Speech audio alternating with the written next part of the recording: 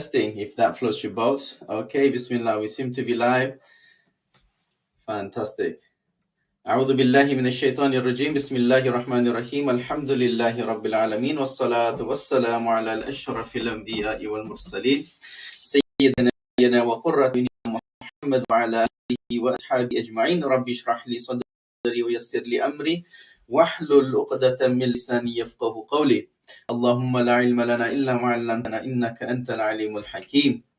Fantastic, alhamdulillah. So we are currently live on Instagram, TikTok, and LinkedIn, alhamdulillah. I'm gonna just quickly check who we've got. Are there questions coming up on this side or the live? Or maybe put this one up somewhere. Yeah, let's put this one up here. Fantastic. Okay, amazing. Guys, second time we're doing this. We're still getting used to the tech. I've got my laptop here. I've got a phone here and another phone there. Inshallah, we'll be able to sync everything with the right tech in the future. Okay. Bismillah. So we're going to get cracking. Any questions you have about business, about money, about, well, parenting, I wouldn't go into. I do have some strong views about that, but I wouldn't go into parenting because I'm only 4 years into that journey. Bismillah. So we are live now. Any questions? We've got quite a lot of people joining us right now on Instagram and TikTok. I had a email this morning, somebody asking me, he's an engineer, he's earning good money, he's got a bit of savings, and he was basically asking, I don't see myself being an engineer for the rest of my life. In fact, I don't see myself working for someone for the rest of my life. What advice have you got to help me become financially independent whilst staying true to my Islamic values? And he mentioned that he had looked at a lot of different things online. As you know, there's many things out there that could be doing. There's many different types of business models, investments, and it's actually very confusing for someone who's just basically been in the engineering field all of their life, and now suddenly they're having to learn about marketing and business and social media and content and this and that, accounting and getting leads, lead generation, and all of this crazy stuff that we need to know in the world of business.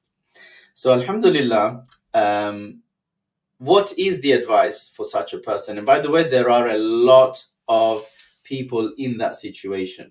There are a lot of people in this situation who are in a normal career because that's what the world, the society, your parents wanted you to do. But you now realize that we live in a world with so much more opportunity. We live in a world with way more opportunity, subhanAllah. There are kids making millions online. There are 18-year-olds making 40 grand a day. So have we missed the point? Have we missed the trick? What's going on? Have we missed the trick? If you can get through a formal education and a degree and survive in the corporate world, I'm sure you can survive or you can thrive in a different arena, the arena of business, the arena of entrepreneurship, the arena of creating value in the market and being compensated for it from the market through money. So, first thing I would say is start educating yourself about the basics of business. Learn before you earn. That's the first thing I always say, is learn before you earn. Where do you even start? I shared some books last time. Here's another must read for anybody interested in getting started in business. You need to understand what mistakes people do when they get into business, why most small businesses don't work, and what to do about it. This is a very important book for anybody who's trying to transition into the world of business. You need to understand how business works. Another thing I would suggest is to read autobiographies of successful entrepreneurs, or even just watch their interviews. Watch their interviews. Learn the journey that they went through. And you know what? Entrepreneurship isn't for everyone, to be quite honest with you. If you have a low tolerance to risk, if you have a low tolerance, a low resilience to uncertainty, then trust me, you're much better off in a job. You're much better off staying in that cycle, corporate cycle, rat race, whatever you want to call it. Because business is not a straightforward journey. The business journey, people think it's going to be something like this. It's like this. But at the end, if you stick it out, you will end up on top. On top meaning much higher than anything else that's possible through a normal career. So let me address some questions here. I'm seeing quite a few people here on Instagram. Amazing, mashallah. Let's see. Rental agreements have late payment fees which come under riba. How do you negotiate these out of the contract? Mashallah, this is a great, very specific question, and it's something that we actually have to do, meaning we are in the rentals game. We have, at this stage, 300 plus properties, 230 corporate professionals, the rest are families. We manage and we take on property from landlords, and we also rent properties to tenants. So we have a rental, the late payment fee on both sides. So what we did to make our contracts Sharia compliant, let's talk about our contract with the owner of the property. So we're paying rent to them. The way to make that Sharia compliant, in my understanding, is to change any clauses that they have. And usually they have a clause like, you will pay 3% of the outstanding balance for each day that you're late. 3% on top of what you owe. So that means you owe them some money, and because you're late, they want to charge you more. That is actually one of the worst types of riba, because it's a punitive riba. It's punishing you for being late with the payment. So the way to sort of change that and still keep the landlords happy, because some landlords won't just allow you to remove that. What we do is say, forget 3%, I will pay you £100 a day of voluntary fine if I'm late with anything. But it's voluntary, it's from me. You can't demand it. And to put your mind at ease, here's our 4-year track record. We've never missed a payment. So don't worry, mate. So we make it so good that they can't say no. And we make it a voluntary payment, not a demand. And that takes care of that issue, alhamdulillah. Obviously, you can't always just take that out of the contract. Some landlords will still want it then. I would like to know, how did you increase your portfolio without riba? Did you use Islamic banking? So that's a good question. When I say portfolio, it's portfolio of properties that we manage. I am in property to generate recurring monthly income and to create a business that I can maybe sell 2, 3, 4, 5 years from now for a large amount. I'm not interested in buying property. That's not something I'm particularly interested in. I'm interested in How do I make £50,000 a month in profit in a halal way? And how can I sell a business 5 years from now for £40 million? I'm not bothered about buying and owning property just yet. That's maybe later. So we don't own any of the properties that we manage, yet we make anything from 600 to £1,000 profit per property, which is amazing because we're not having to put that much money down. I did a live presentation yesterday, and I asked everybody at the live presentation, if you wanted to make £600 a month from a property, and you wanted from a property in terms of rent, and you wanted to buy it cash, how much cash would you need? And everybody's answer was 100,000, 150,000, 200,000. I'm like, cool, great. And then I showed them how we make the same amount, £600 a month, from tenants, from property that we don't own, and we only invest maybe £6,000 max. Maybe 6,000. So you have the option to make 600 by owning it and investing 150k, or you have the option of making the same income without owning it, without investing any money. The thing you have to understand is, what's your goal? If your goal is to own assets, fantastic, no problem. If your goal is scaling your monthly income and revenue, then you don't need to own if there's a better way. If there's a better way, you don't need to own. Let me give you the example of, and this is important, who's been in a Hilton hotel? Hilton is a multi-billion-dollar global business that's been around for decades. Look into their business model and tell me if they own any hotels. When Hilton wants to open a hotel in Monaco, in Milan, in Medina, they're not buying that hotel. They lease the hotel for 25 years, for 50 years.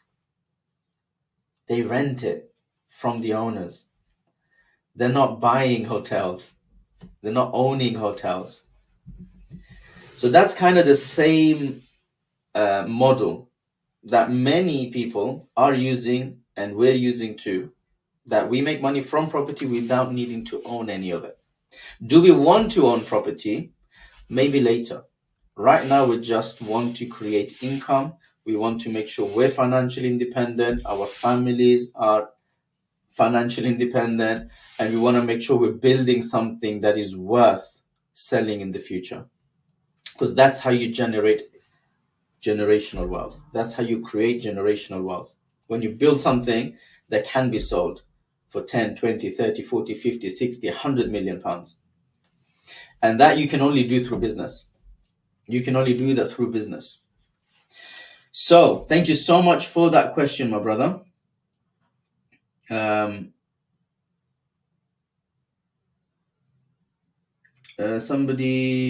do you set yourself to be able to scale such figures and keep that consistent for a long period of time? Okay, so put it this way. You start with one property, and from that one property, my first ever property, we were basically paying the landlord 2,000 a month, and we were making 3,500 a month. After expenses, we were left with £1,000 profit. Cool. So my business is now generating £3,500 a month of halal rental income. Then add another property to that. Then add another property to that. Then add another property to that. 4 years later, we're on 180 something properties now. So all of the money that comes into our business bank account is all halal rental income. At the moment, we're on about 600-ish K a month. Now, I don't share these figures. I would much rather not share these figures with anyone.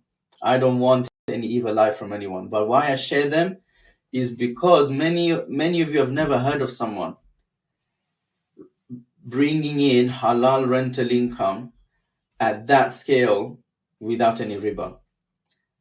And I want your brain to go like, whoa, what's going on? What's going on? I want to shake these misconceptions that you have to be involved in mortgages to be able to be successful in property. I want your brain to start like sizzling. What's going on? And alhamdulillah, it's working because you guys keep asking me about it. And I'm glad. Alhamdulillah, I'm glad that you asked me about it, because that's the whole reason why I am on social media, is to share this message.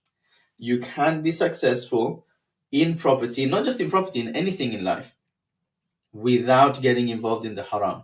In fact, once you leave the haram, Allah replaces it with much, much better alternatives. And that's a matter of iman. You need to have faith in that to be able to see the fruits of it. Sorry. Yeah, no problem. He's not streaming. I clicked it a few times. Okay. Yeah. Just carry it. No problem. Can I pursue the entrepreneurial path post 42 years of age? Have you guys, are you guys familiar with KFC or McDonald's? Look at the story. KFC, I think the founder, I can't remember the name. Would you know the name of the KFC founder? Sergeant something something, or like some weird name. But anyways, he became successful at the age of 80 years old. Or it was really old. It was like late 70s or early 80s. That's when KFC popped off. Colonel Sanders. Colonel Sanders. Look at his history. Look at the history. He became famous and wealthy and successful literally at the end of his life. Subhanallah. At the end of his life. So your age does not matter. As Muslims also, what do we believe in? That my sustenance, my risk comes from my Lord. If He wants to give you your sustenance, your age doesn't matter, where you live doesn't matter, how tall you are and how good looking you are doesn't matter. Now, obviously, from a more practical side, can you start a business or some sort of venture or some sort of side hustle at the age of 42? Of course you can. Of course you can. You probably have more skills than the average person or the average 20-year-old. And you know, an entrepreneurial journey could be something as easy as let me buy some second-hand furniture from Facebook Marketplace for peanuts. Let me bring it home. Let me repaint it, fix it, improve it, and let me sell it for a couple of £100 the next week. That's entrepreneurship. Do you know, I used to, when I was at university, I used to look for scruffed up alloy wheels on eBay. And I would buy them for like 20, 30, 40, 50 pounds. And I would bring them to my house. I used to drive to like Bristol, wherever I could find them. Bring them back to my house, in my shed, sandpaper, sand them all down with my own bare hands. Then if there was any scratches, put some filler on, spray some primer, spray some final coat of paint. Sometimes I would paint them white. Sometimes I would paint them gunmetal gray. Sometimes I would paint them just normal silver and sell them for triple, quadruple the price. That's entrepreneurship. That's how I got through university. What's stopping you doing that? What's stopping you going on Facebook Marketplace and just grabbing all of the free furniture people are offering and then cleaning it a little bit, taking much nicer pictures and posting it again for 50 quid, 60 quid, 100 quid? You can easily make a couple of £100 a week doing that. That's entrepreneurship. That's a side hustle. So really and truly, the question is not can I? The question is will you? Do you have what it takes to go out there and do this? Is the drive there? Is the fire there for you to actually go out of your way and make these type of things happen for you and your family? Fantastic. Let me see any more questions here. Amazing.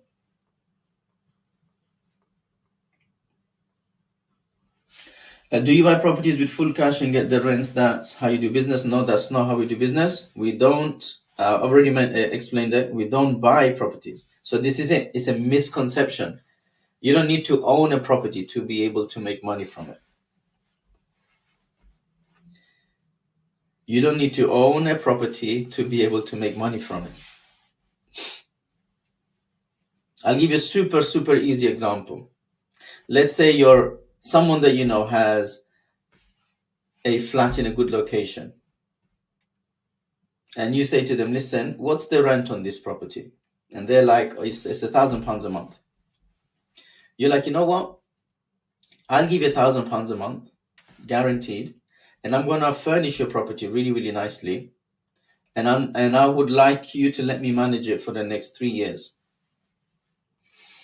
And then you take that property. For example, there's many things you could do.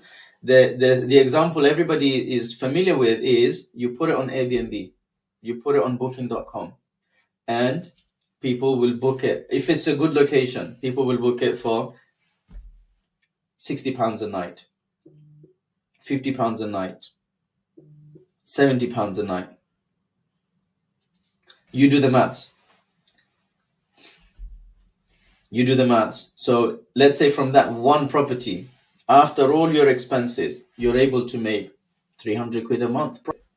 That's not bad.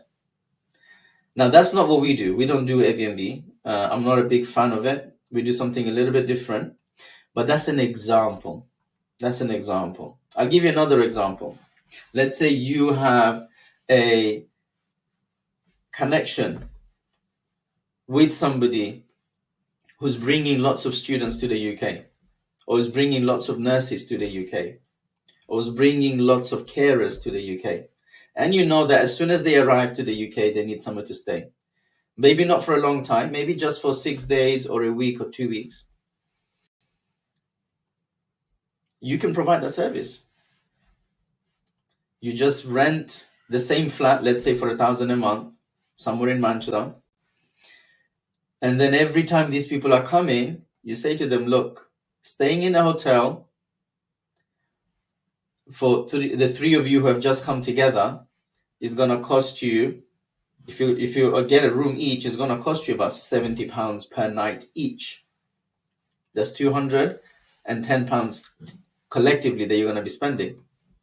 I have a really nice flat. It's easy to get to. I've got a bedroom and 2 sofa beds. You can come and stay for £150 a night. And I will have all of the things ready for you, all of the things that you like to eat from your country. I will fill the fridge with it. So you're going to feel right at home. So now you're making £150 a night. Over a month, you do the maths. You do the numbers. There is so many ways. There's also companies that are looking.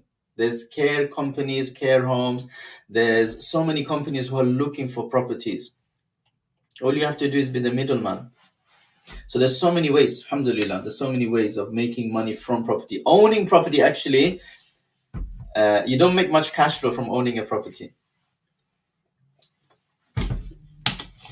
And at this stage in my life, I'm not fussed about owning property. I want to create income and wealth.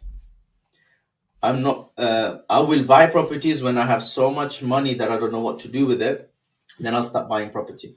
Whenever that is, inshallah. We don't know when that will be. But for now, it's all about growing the business and growing the revenues and growing the income. And that's how I would like everybody to think like. You should think like this, which is, what can I do to increase my income? Because Doesn't matter how comfortable you are, we as Muslims, we could always do with a bit more money. Why? Your local masjid needs some more money. Gaza needs some more money. Your children will need money when it comes to going to university, because of course you're not going to let them take an interest-bearing loan. We all need more money. So focus on creating the income. Forget owning a house and owning assets, and those things are not important. Those things happen naturally when you have so much income that you don't know what to do with. Like, subhanallah, I get messages sometimes on LinkedIn. Brother, I've got 200k saved up. I don't know what to do with it. That's when I say to him, this is the person that should go out there and then buy something.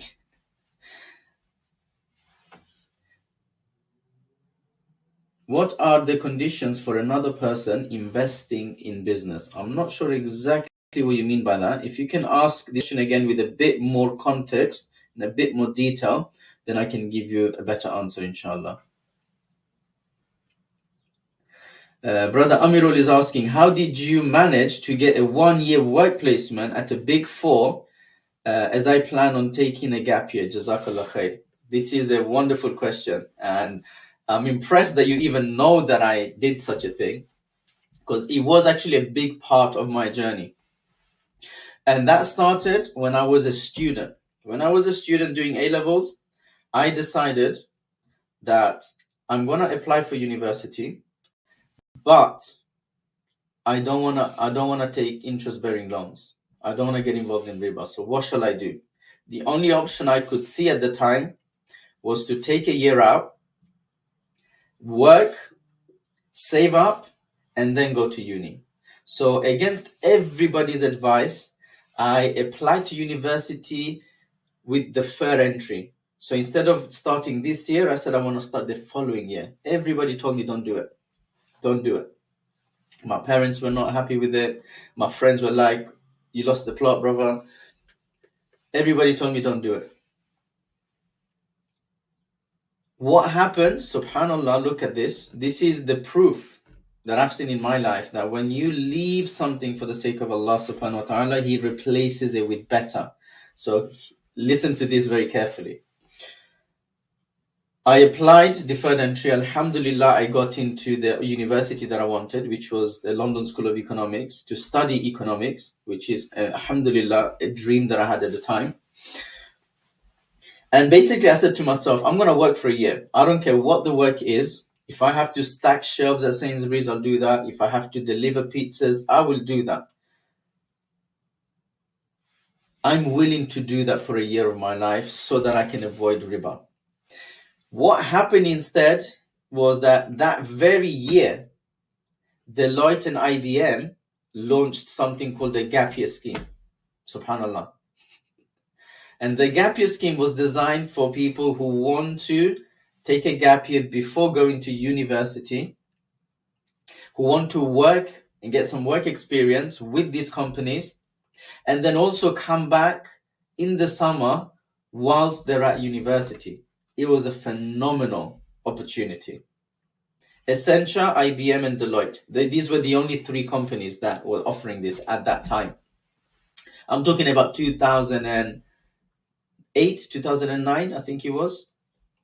So I applied to these, and I went through the interviews, and I failed all of them. I didn't get in. Why? I wasn't confident in myself. I wasn't able to articulate myself properly in the interviews. I was completely overshadowed by more confident, articulate people in the group exercises that we had.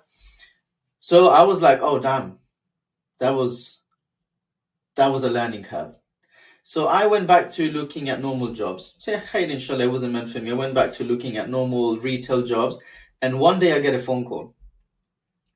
Imagine this. One day suddenly I get a phone call. And the phone call is from Deloitte. And they say, look, you didn't make it through to the gap year program, but we really liked you and we'd like to offer you a different opportunity. Are you free to come and discuss it with us? I was like, what time and when? I'm coming right now. And subhanallah, it turns out that opportunity, which wasn't marketed anywhere, turned out to be much better for me, because the gap year scheme was only 7 months. But what they had for me was 12 months. So I got to earn a lot more. SubhanAllah, look at this. Allah's giving me better than what I was even hoping for. And in that gap year, also something very, very, very interesting happened, which is I realized I don't want to do this for the rest of my life. I don't want to come to an office, push some numbers around on a spreadsheet, and just do these 8, 9, 10 hours a day for some client I don't care about. That's when the penny dropped for me. I want to do my own thing in the future. I don't know what, I don't know how, but I want to be my own boss, and I want to do something meaningful. I want to do something that helps others and that also gives me a lot of income, because I want to retire my parents. That's when the penny dropped. And at the age of 17 is when I set my mindset. I want to be an entrepreneur. I don't know how, I don't know when, but that became the ultimate goal. So that's a very long answer to your simple question that how do you manage to get a 1-year work placement? It was from Allah, number one. Number two, you also have to do a lot of preparation. You need to prepare, because you're going to be competing with high caliber people from private schools, from posh schools. You need to know the role inside out. You need to know the company inside out. You need to be able to explain why you want to be on this program, and don't just say it's a great program. You need to give real reasons. What's unique about the program, how you're a good fit for the program. Basically, your answers, the best advice I can give you is whatever answer you give, nobody should be able to copy and paste it, because it's so unique to you. If I can copy and paste your answers in my own application, in my own interviews, your answers are not good enough. Your answers are not good enough. And that is the biggest tip I can give you on how to do well when it comes to interviews, applications, all of these things. Don't be generic. Don't tell them what everyone else is telling them. They see the same answers over and over and over and over and over again. Say something more authentic. Say something more interesting, something more personal.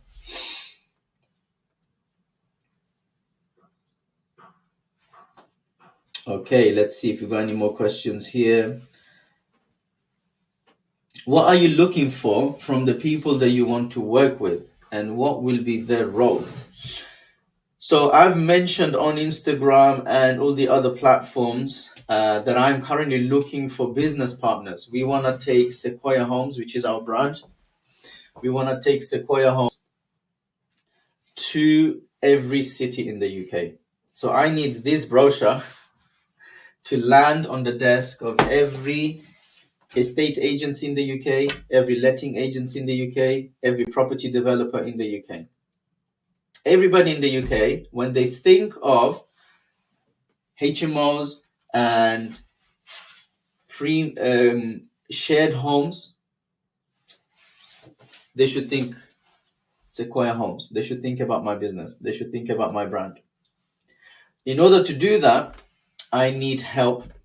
I need competent, high caliber people in every city to represent my brand and develop those relationships, and eventually also be there on the ground to manage those properties and the portfolios that we're going to be building. So if this is something of interest, I'm not doing an intake for a while because Ramadan is coming up. But what we look for is someone that has drive, who wants to build a portfolio, who wants to replicate what we've done here in Manchester, Leeds, Birmingham, Northampton, Nottingham, Leicester, Sheffield, Glasgow, Cardiff, Brighton, Norwich. We're looking for hungry people, dedicated people. You can easily do this on the side of your job, but to get the ball rolling. Alhamdulillah, I already have about 80 plus partners all across the UK. Alhamdulillah. We before this call, we just finished our weekly coaching call. So what we're looking for is people that have the drive, have a bit of time, 8 to 10 hours a week, and have some capital. We need a little bit of capital to get started, and people that are willing to learn. The most important aspect to bringing people on to the work we're doing, you need to be willing to learn, because there's a lot of things you need to learn from us, and you need to make sure you implement those things. So willingness to learn, honesty is very, very, very important. An Islamic mindset is also very important, because we have to be on the wavelength. Business partnerships like a marriage. You have to be on the same wavelength. You have to have the same values. You have to value the same things, and you have to have the same view of the world.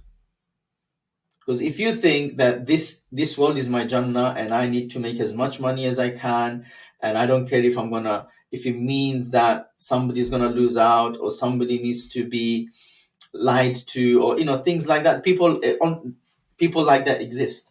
Unfortunately, they do exist, and that's not the type of business partner that's gonna work well with us. Because we would rather lose money than go against something that we've promised. If we said we're gonna do something, we're gonna do it. If we said we're gonna fix this problem in this property by this day, doesn't matter how much it will cost me, it's gonna get done. So we're not interested in maximizing profits. We want to just do the right thing, provide value, provide a great service. The money will come automatically. So we need to think similarly to be able to work well together. You need to have that mindset as well. So those would be the few things, the must-haves. And if anyone is interested in possibly working with us, then after Ramadan, I will be running a presentation that explains how everything works, what we do, what the plan is, and how we can work together. I've done one literally yesterday, and I'm not going to do any more until the end of Ramadan, because Ramadan is a very important time. I want to maximize every hour of Ramadan. Don't want to be talking too much about business.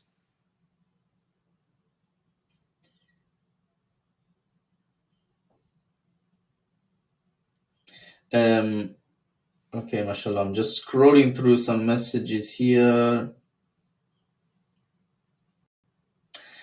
As you've mentioned, appropriate knowledge gaining phase. How much funding do I need to start, or is there any way we can seek out to work in partnering with your success in the Southwest?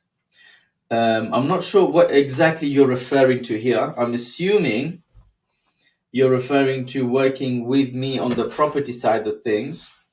In terms of funding, like I said, I'm looking for business partners.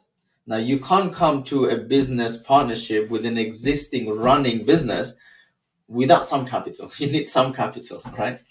Yeah, you can't, if I say to you, let's together climb Mount Kilimanjaro, and you've come with empty pockets, you didn't have any funding or money to buy the right equipment, the right shoes, the right supplies, the right food, the right drinks, the right tent, you're going to be an hindrance, I'm afraid. If we're just going for a walk, it's fine. You don't need any money. If we're going for a hike in a nice little hill, it's fine. You don't need any money. But I'm trying to get to the top of the game of the industry. So I need a certain caliber of person. And part of that means having some capital.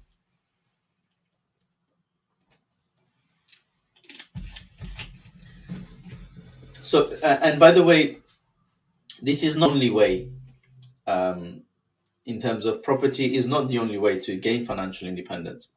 It's just the one that has worked for me, is the one that I think makes a lot of sense. But there's many, many other things that you can do with your current skill set, your own interest, your own efforts. It's down to figuring out. So I actually have a free training. It's on YouTube. 5 ways of how to come up with a business idea.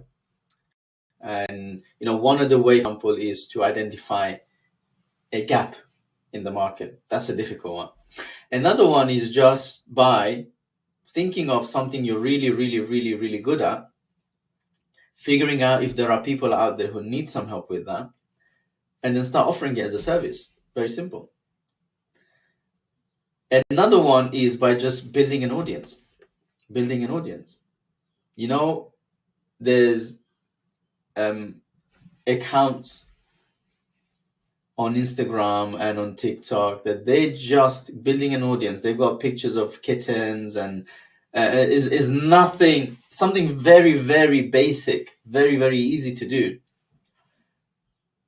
But they have hundreds of thousands of followers, sometimes millions. So then brands and businesses are willing to pay.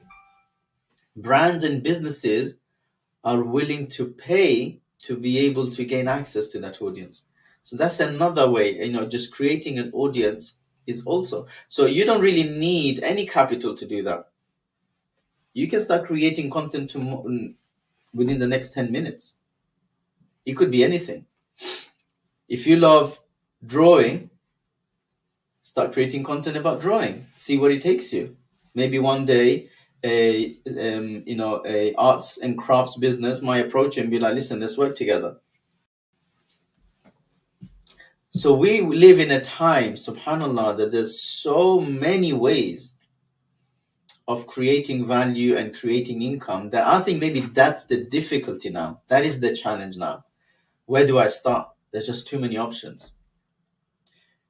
It's like sometimes here, I live in Ilford, so we have a lot of halal food options around us. And when we're if we want to eat, go to a restaurant or order some food, because there's so many options, it takes us a long time. It's, over too many options. So my advice is start, you got to play the game at your level. Meaning, if you have zero capital, then you can't really dream about building a massive property empire. Let's start a bit smaller. If you're 7 years old, you don't try to get into university. You play at your level, and then eventually you will get to university. Eventually you can get there. Another thing I will say is that not having capital is actually not an excuse for not pursuing something. Because if you are a credible person and you have a good plan and a good idea, finding the money is easy. The problem is either you're not a credible person in terms of pulling off a project or a business, or the idea is not good enough. That's why some people are struggling.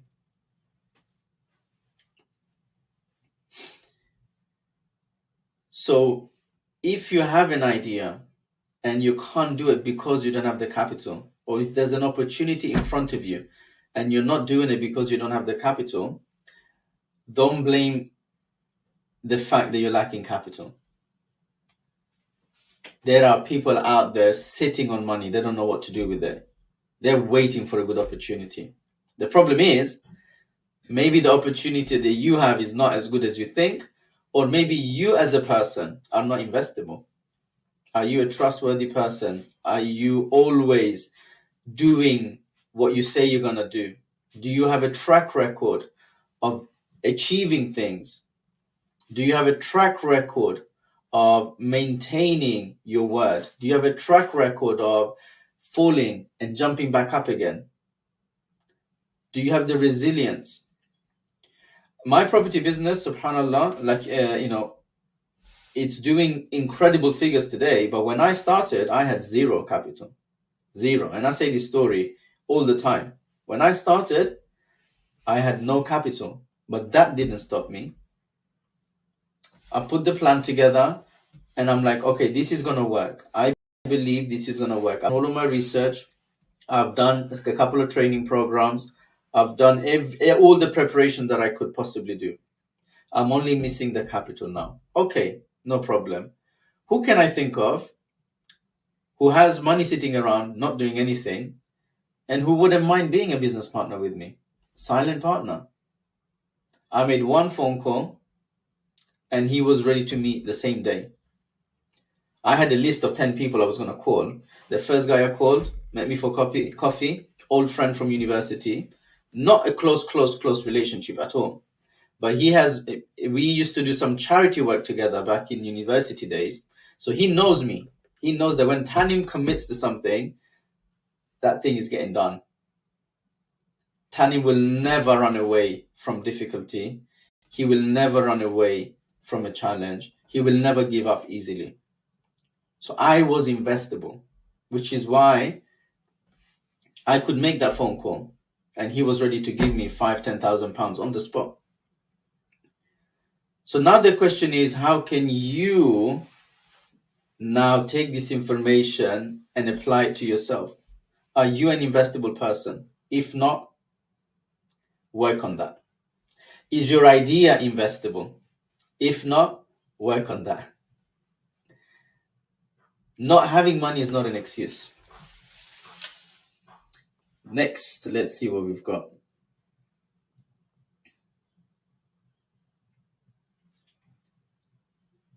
Will you be having more openings to get started? I'm assuming you're referring to the sort of the property partnership program that we're running.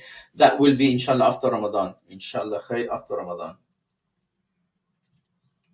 This is another thing that we always do, and that's one of the reasons why I wanted to be an entrepreneur, because I remember how hard it was to work full time in the city during Ramadan whilst fasting, commuting, and I was like, man, I need to get out of this.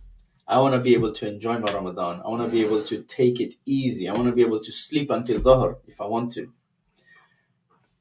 So in Ramadan, we actually slow everything down.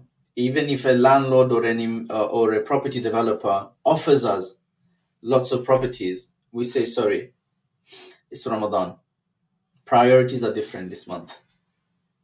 Because our team, alhamdulillah, we have almost 11 people in our team. We change the working hours. Come in a bit later, leave a bit sooner. No problem.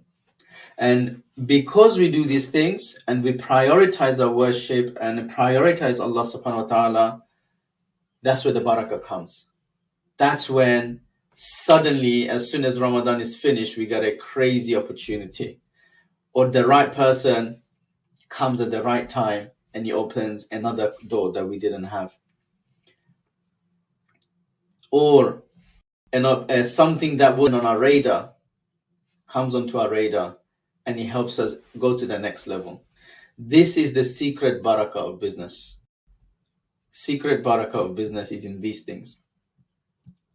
And because of that, we definitely always want to slow things down in Ramadan. And because of that, I'm literally saying no to partners who are throwing themselves. Like, there's 97 people on a waiting list. We checked this morning. 97 people waiting for the next presentation. I could do it tomorrow. I could do it in Ramadan, next Sunday, no problem. But I've decided no. They can wait because there's certain things that are more important right now. And that inshallah will bring me the barakah. From those people in that waiting list, I'm hoping there'll be a couple of superstars and they're going to help us take the business to the next level, inshallah. See, we have people even saying, I've got the funds right now, I'm ready to roll. When's the next presentation? Subhanallah.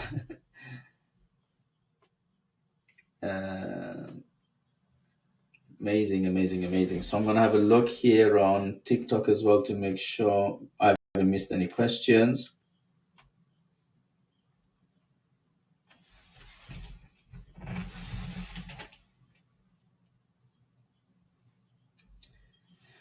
If you propose the deal to a landlord and both agreed, however, since the market shifts, meaning lower rents, would you still honor the deal? 1000%.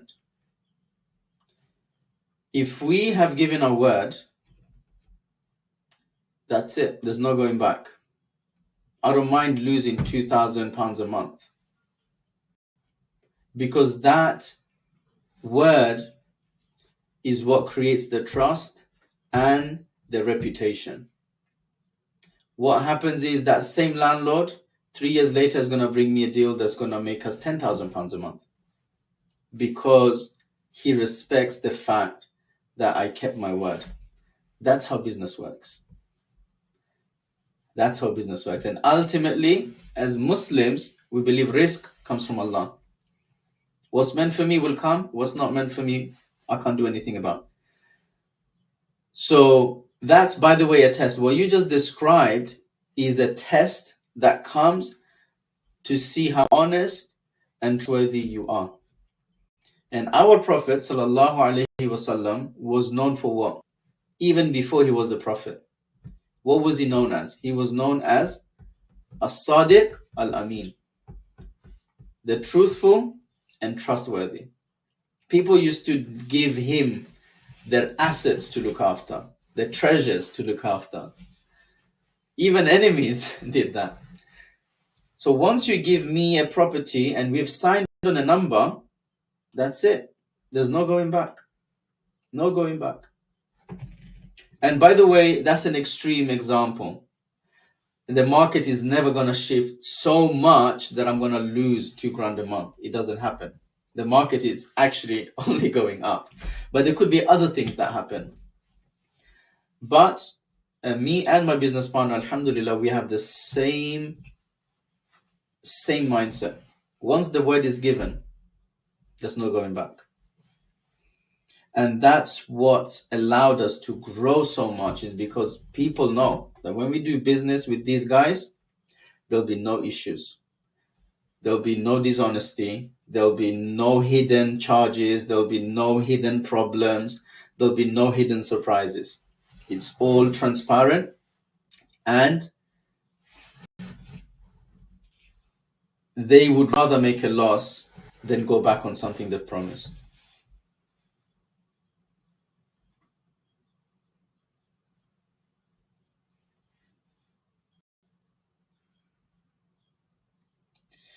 Right, so we've got some shadows in the comments, but that's life, I guess. We will, inshallah, get them blocked. Tell us about your friend in Whitechapel who you used to work with. You still owe people money. Interesting. So we did have a tuition center in Whitechapel many years ago, which I walked away from because I couldn't see how we're going to have a normal life. I was there every weekend. I was there every evening, and it was manic. Alhamdulillah, it was growing and everything was going well, mashallah. And this is where I learned the importance of being aligned with your business partner. When you have a business partner and you're trying to build a business to have a style, so to give more time to your children, to your family, to your mom, but your business partner is building a business to make as much money as possible, as fast as possible, doesn't care about anything else, there's going to be a problem. And that's when I realized that if I stay in this business, I'm not going to have a life for the next 5 years. Because when I'm suggesting we should hire someone to do the cleaning, we should hire someone to count the money or to do the admin, he's like, no, let's just do it ourselves and save that money and we get more profit at the end of the month. That's when we started. And I'm just being very open, because these are the things that happen in business. So that's when I realized that actually I have a choice to make here. Either stay in this growing business that I have built with blood, sweat, and tears over the last 9 months, stay and be stuck for a while. At the time, I was trying to get married as well. I didn't have any time to meet any of the families that the proposals were coming through, but I had no time to meet them because I was busy weekends and evenings, and during the day, during the week, we were doing all of the admin. It was madness. So I either stay or I exit and then build something else based on what I want to achieve. And that was one of the most difficult decisions I had to make. At the time, alhamdulillah, the business was doing good. It was profitable. That was the first time I saw real money, not just the 2, 3, 4, 5,000 pounds. We're talking tens of thousands of pounds profit every single month. And this was in 2018/19. And subhanallah, I exited. I basically lost all of my income and I had to start from scratch again. And mashallah, one of my mentors, I pitched the idea that I had. He funded me for 6 months. Again, for me to find the funds, even if I have zero, is not hard, because I'm an investable person. I work hard. I get things done. I've done charity stuff. I've done community stuff. People know that if this guy puts his mind to it, it's going to get done. He funded me for 6 months, and within 6 months, I built something else, and that was doing okay. It wasn't doing amazing. It was doing just about enough to keep me going. And obviously, imagine you have a tuition center, there's 2 or 3 different venues, and now the pandemic hits. You can't run your classes anymore. You still gotta pay rent. You're still stuck in a lease. You still gotta pay wages and this and that. And basically, that brother who was my partner got into a lot of debt. He was going through some personal challenges as well in his personal life. And still this day, I think he owes a lot of money to a lot of people. And look how Allah saved me. I left a year and a half before the pandemic hit. A year and a half before. And by that time, I had built an online business, alhamdulillah, which actually did quite well in the pandemic. Because at that time, everybody was looking to do something with their spare time, sitting at home. And at that time, I was basically teaching people how to start side hustles. So it was the perfect timing for me. Alhamdulillah.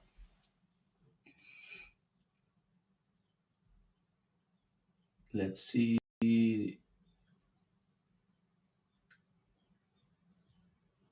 Checking for any interesting questions here. I want to set up an Islamic consortium where we invest together with the goal of Sharia. Mashallah, that's really, really noble project. Mashallah, I actually used to run. So after the tuition center, I actually ran an investment network. So I would try to find good investment opportunities that were not available to the public online and things like that. So, private deals and sort of things that happen within certain circles. Find them and then present them to investors, people that had 20, 30, 40,000 pounds. They want a halal investment. They want a decent return, more than 3% a year. So I did that for a good year and a half, alhamdulillah. And it's not easy.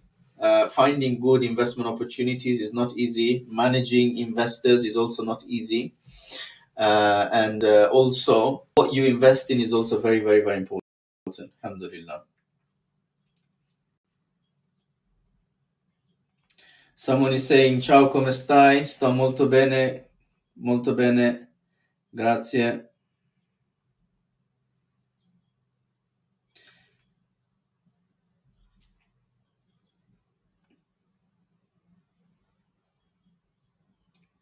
Just looking for any good questions anywhere.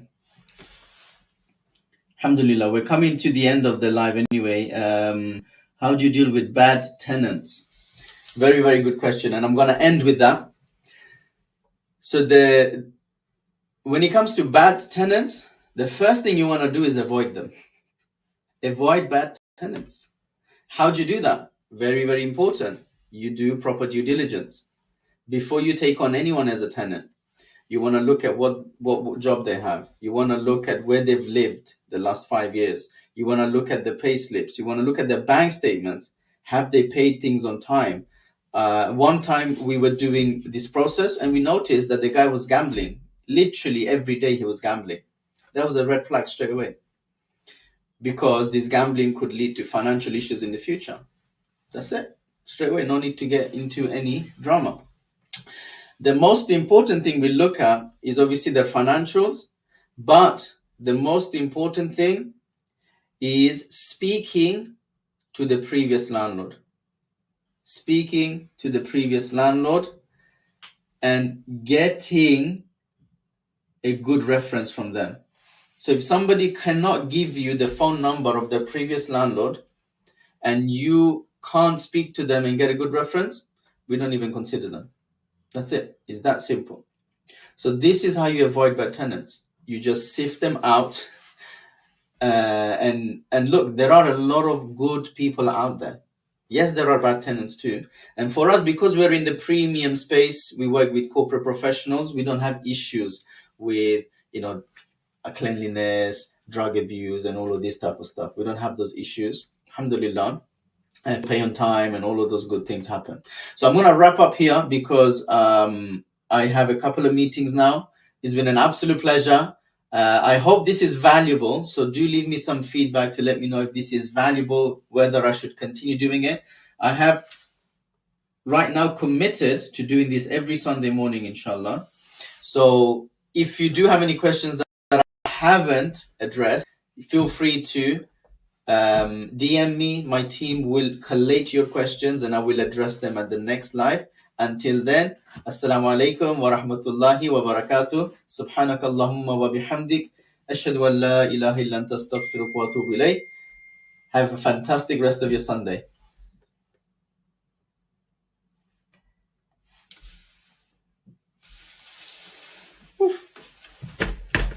I can talk, boy. Did that work? Yeah. Oh, fantastic. I didn't check.